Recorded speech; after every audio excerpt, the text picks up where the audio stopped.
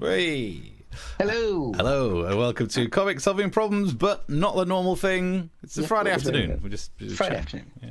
Yeah. I thought we'd have a little afternoon delight, because Steve and I often do a podcast sometimes to talk about how the show is going and just catch up on the news of the day, but we can't be bothered to shower. And today we did. Were we meant to shower for this? Did I not? I mean, I only showered the top half. Yeah. Oh, yeah. Lockdown rules. Prison rules, lockdown rules, they're sort of similar. I'm not standing up. Let's just put it that way. And also good. Yeah, no one stands up on webcams these days, thank heavens, unless that's an OnlyFans thing. So what we thought we'd do is just do our little chat about our experiences of doing the show so far. We're well into Series 2 now. We might talk about the news. It's not going to be to our same standard because, Eric, you've managed to place yourself. Can I talk tales out of school? Here's what happens. Every single time we do a show, Tuesday night, Thursday night, 9 o'clock, we sit there and we try and level off to make sure we're center screen and our heads are about the same size.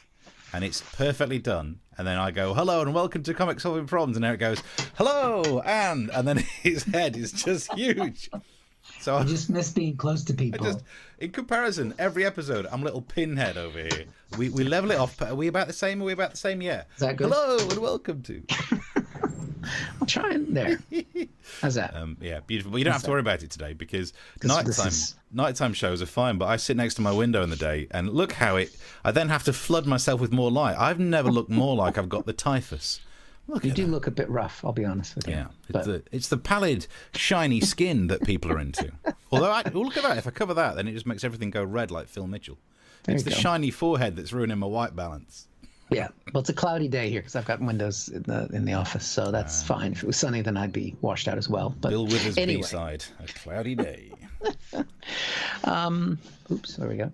I don't. So our normal thing is just to talk about, I suppose, updates about the stream, things you might have noticed by watching it, post-match analysis of last night. So let's do that one first. Post-match analysis of last night's episode. What do you reckon? I enjoyed it. I thought it was fun. I mean, we didn't really tackle. I didn't really tackle any heavy news. I mean, we took the piss out of Sarah Sanders and Kim Jong Un, and the guy who says that boneless chicken shouldn't be called boneless chicken wings. It should be called wet tenders. Wet or trash. But if you haven't seen it, I think we used the same sort of clinical technique to dissect what he was doing that we would for, say, the President of the United States. And I think it was really effective and more enjoyable. Yeah, I learned a lot about wet tenders that I never thought I would. And I could have got through life without that in the afternoon? Yeah. This is before the watershed, so let's be careful. Elvis Presley B-side.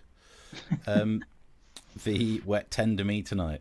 It was quite fun. So, because it was a 4-day week, we only did one episode last week. And normally there's more ranty. Although I think I was a bit ranty because I did BBC getting rid of left-wing comedy.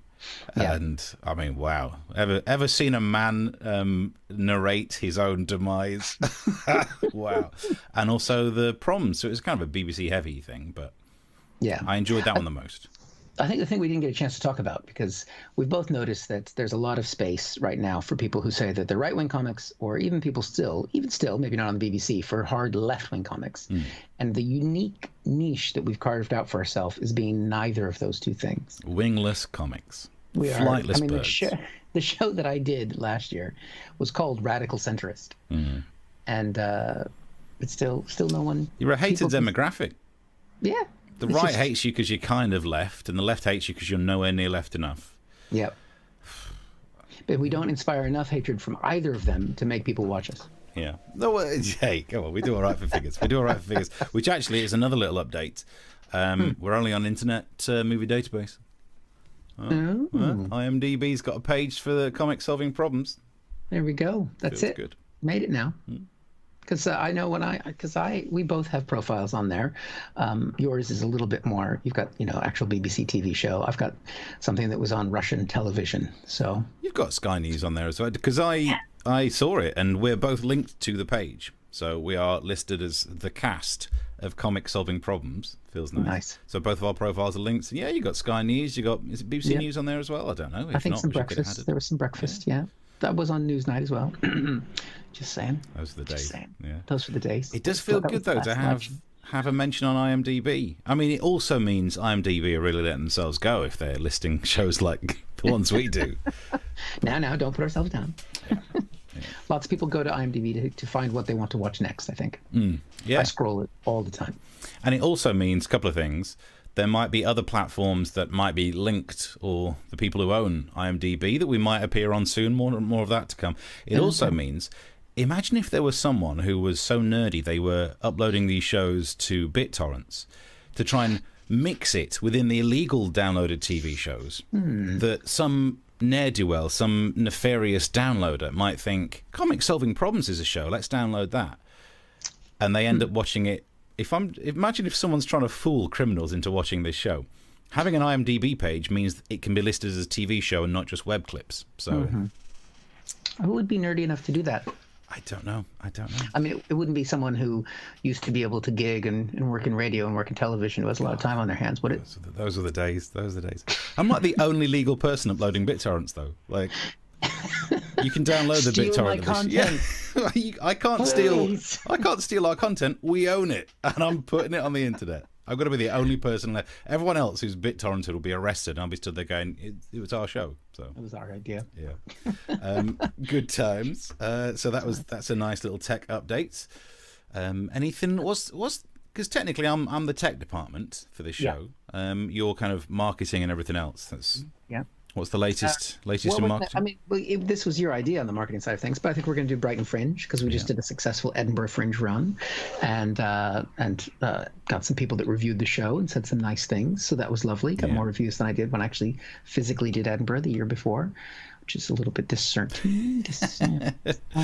But don't have to go to Edinburgh to get the reviews. So it'll be Brighton Fringe, which I haven't found the dates yet, but it's sometime in the autumn, so that's fun. And we were both kind of thinking, because we changed the name obviously from Comics and Quarantine Solving Problems, because we're like, live gigs are happening, but almost every live gig that either of us has had scheduled has been canceled. Yeah, fun times. I don't know why people don't want to get into a enclosed space during a pandemic that's spread primarily by breathing and guffaw out loud. Yeah, strange that, isn't it? People are odd. What's wrong with these people? Very difficult. I mean, to be fair, we could promise them they won't laugh much because we haven't gigged in months. Yeah. God, I mean, so we've both actually had some gigs that have gone ahead. I've got one tonight, and it looks like it's going ahead. And it is ropey. You're like trying to remember my own jokes. I used to do a whole section about maths, which I daren't do now because it's so complicated. And it used to be so easy to stand on stage, and the joke was, wow, this guy's hitting all of this...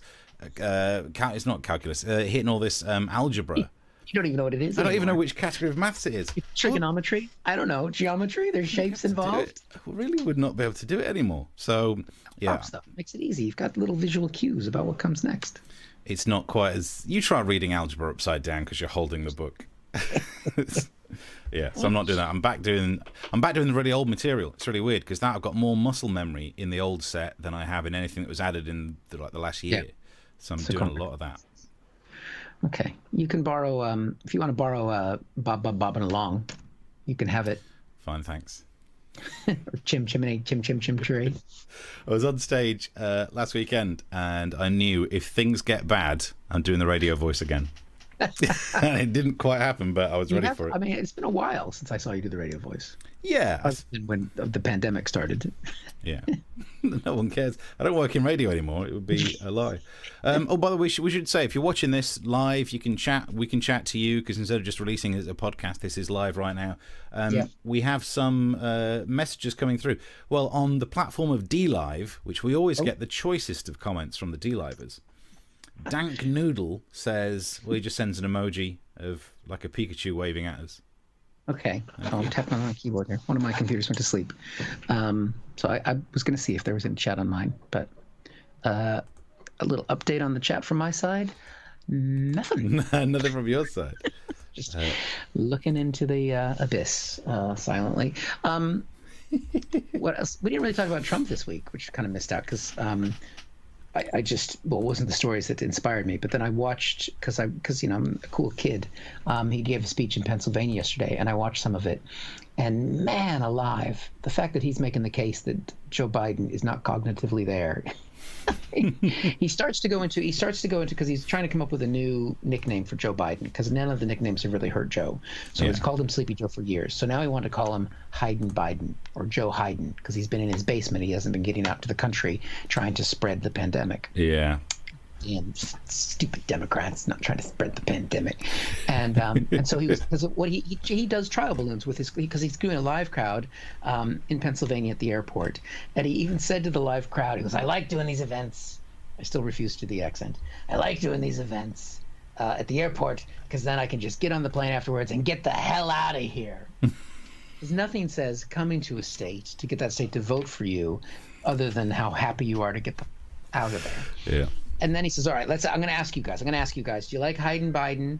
And a few people cheer.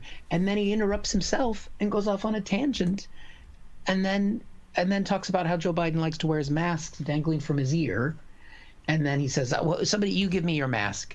Give me your mask so I can show people what the dang." No, actually, you know what? Don't give me your mask. I don't want to touch your mask. Because this should have been the one thing he was good at. Donald Trump was famously a germaphobe. Yeah. Exactly. You'd think the pandemic would have been right. I mean, if you were in charge of the pandemic, Steve. Wow. I mean, there wouldn't have been one because you would have made sure nobody touches anybody in the first place. Could you imagine me being in charge? Because we've had it in the show before where people have, I'm guessing, sarcastically said I should be Prime Minister. And I'm there being Prime Minister, and someone brings in a piece of paper and says, "Sir, we have a problem." I don't know why. I presume that they talk like they're in the military, but there's only a few voices I can do. "Sir, we seem to have some sort of a problem. There's a disease going around that could be hitting the UK. "Oh, really? Tell me more." "Well, it's spread by close contact of people." "We'll be fine. We're living in the Steve world. Don't touch people." When they were saying socially distant, stay beyond 1 metre. Yes, stay beyond 1. Why would you come nearer than 1 metre to me unless you're a pickpocket? So expect the self-defence if you come near me. Yeah. I think that's I do remember the 1 year that we did a New Year's Eve gig together, and at the afterwards everyone hung out, and at midnight it's quite traditional. You're with the people that you're with. Everybody shares a handshake or a hug, in an appropriate manly kind of way. Yeah. And I know, having known you so well, that I hugged everyone around me, and I got to you, and we just shook hands. Yeah. I can handle a handshake, but hugs are physically painful for me. And that was like the best present I could get you for the New Year. It really was, yeah. You were really pleased. Because I could see you hugging other people, just going, "Oh, yeah. God." You can tell when you're pulling your face away from the hug. So they make me feel queasy. There's no two ways around it. Right. Chris Twaddle says, else? "Hi from Cardiff." Oh, hello. We've not got to do live interaction in the Chat About the Show podcast type branch before. This is quite nice doing it live. Nice. I don't see any. Normally I can see chat come up on the screen, but it's not there today. We have just totally rejigged things. So any chat I could see is gone now. Oh, you're right. That normally we see. Oh, there we go. No, that was a different one. Could we just look at chat from another show? Yeah, you're right. That one actually should have been updating. So the one that we're looking at there, I think it's because we had a nerdy session before we did this where we've totally revamped all of our streaming protocols. Yep. So we're definitely doing a different flow and stream together. And there's a PH in it. I'm not very good at reading. It says "Yo from Chicago." There's someone saying "Yo from Chicago." I'll bring it up on a bigger page. There we go. Yeah. Oh, that's on Twitch. Hello, someone on Twitch. Twitch. There we go. That's nice. Chicago. Twitch is a good thing. We were going to talk about Eat Out to Get Out as well. Eat Out to Get Out, which I believe was an independent film that was great, really. Eat Out to Help Out. Do you mean that? I think I saw it on YouPorn. Sorry, I'm thinking about something else. Oh, dear. And what a reference. People say Pornhub as a porn reference these days. YouPorn? Is that still a thing? No, I don't think it is. But back in the day. RedTube jokes over here. But we were talking about, Eat Out to Help Out. It's 100 million extra meals we Brits ate because of Rishi Sunak's plan to get the economy going again. So that's really good. Just getting an update on that fighting obesity plan that they had. That's less good. Apparently we've eaten an extra 100 million meals we didn't need. I mean, obesity, which was a big factor in people getting sick from COVID. Ew. Yeah.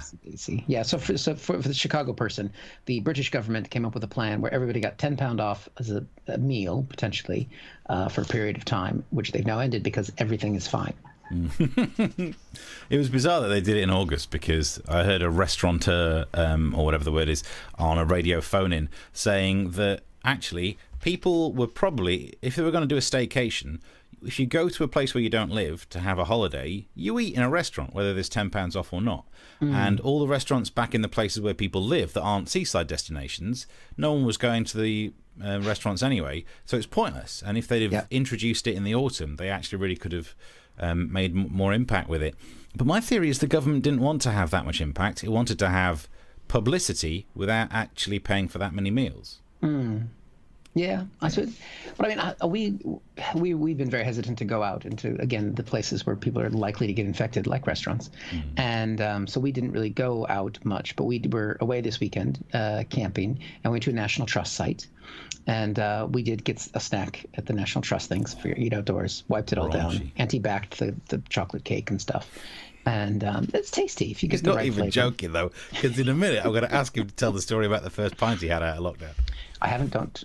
My wife might be watching. I haven't had any pints out of lockdown. Okay. No pints. There's no pints. I had a cup of coffee, and but we got the receipt, and it was half off. And we're like, "What? Why did they undercharge us?" I was like, "Whoa, we got undercharged," and we realized that the National Trust site was using the Eat Out to help out, but they've got a monopoly. There's nowhere else you can go except for their shitty little cafe. Yeah. Can I swear this really? Oh, there's Nicholas is watching from Nairobi.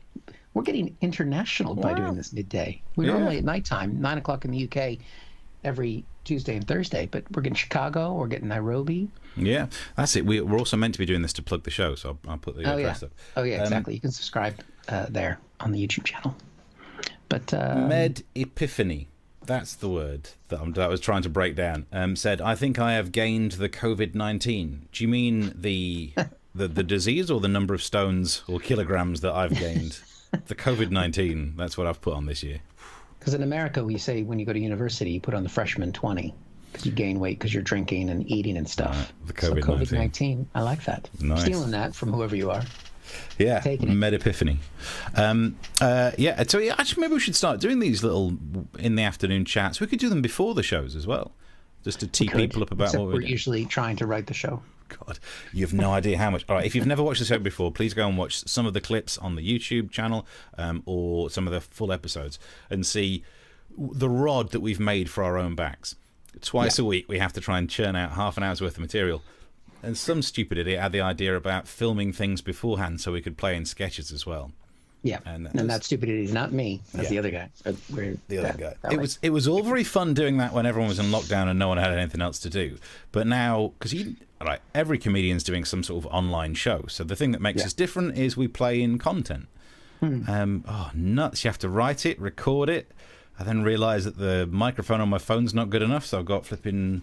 these lav mics. They're called lav mics. Oh, that makes, it's confusing. After I took my third dump on it, I realised that's not what you're meant to do.